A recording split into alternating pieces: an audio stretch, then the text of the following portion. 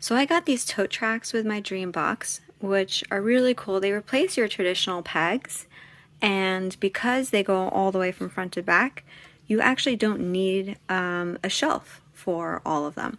So typically the way they work is, you put a shelf in and then you put your container on top.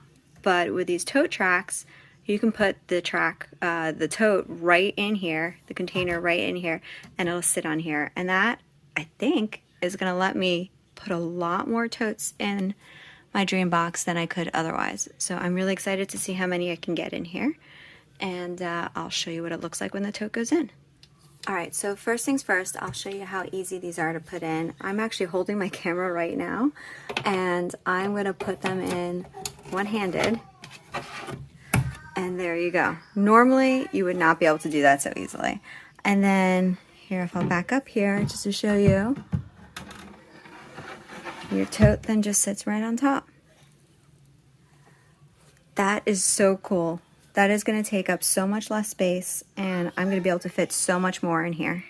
Alright, so here's how they look without a shelf. But like I said, you could definitely use them with a shelf too. So I've inserted them already, and you just slide the shelf right in.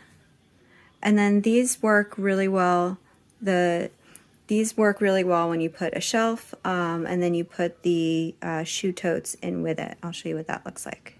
Alright, so now I've got all 5 shelves in, and if you wanted to put your shoe totes, that's how they go. Obviously, they're not going to be wide enough to sit without a shelf, but it's really nice to have these because they're so much easier to move around, and I feel like they provide much better support.